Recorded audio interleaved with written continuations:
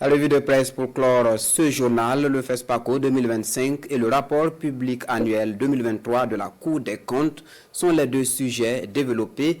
La lecture croisée des journaux avec Bienvenue Tansa. Des défaillances dans le financement accordé aux formations et partis politiques pour les campagnes électorales et hors campagne électorale. C'est ce que révèle le rapport public annuel 2023 de la Cour des comptes. Un rapport remis au chef de l'État le 26 novembre 2024 et dont le contenu a été dévoilé hier à la presse selon ce témoignage du journal Le Quotidien. Aujourd'hui au Faso, explique que le rapport met en exergue le contrôle des subventions publiques accordées aux partis et formations politiques lors des présidentielles et législatives de 2020, ainsi que pour les activités hors campagne de 2021. Il ressort selon la Cour que sur 125 partis et acteurs politiques, seuls 63 ont respecté les délais de dépôt de leurs rapports financiers, 9 autres ont soumis leur rapport hors délai, tandis que 56 autres n'ont produit aucun justificatif quant à l'utilisation des fonds. En ce qui concerne les législatives de 2020, le journal Le Pays retient que 44 partis et formations politiques qui ont bénéficié de subventions publiques n'ont pas justifié leurs dépenses et 4 autres ont transmis à la Cour des pièces justificatives non conformes ou hors délai imparties.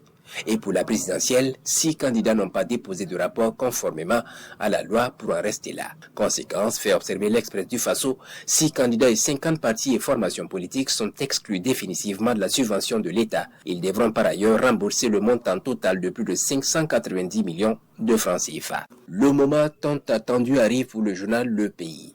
L'ouverture demain 22 février de la 29e édition du Festival panafricain du cinéma et de la télévision de Ouagadougou, FESPACO. Le plus grand événement cinématographique d'Afrique, précise-t-il. Imité, concurrencé, rudoyé mais jamais égalé, selon Aujourd'hui au Faso, le FESPACO va regrouper comme tous les 2 ans des centaines de cinéastes, des milliers d'acteurs et festivaliers dans la capitale burkinabé. Avec 1351 films visionnés, 235 sélectionnés et 48 pays représentés, le FESPACO 2025 vient confirmer pour le journal Le Quotidien son statut de plus grand rendez-vous cinématographique du continent. Placé sous le thème Cinéma d'Afrique et identité culturelle, l'édition 2025 du FESPACO met en lumière la richesse et la diversité des cultures africaines, tout en interrogeant leur place dans un monde en perpétuelle mutation, souligne Le Quotidien.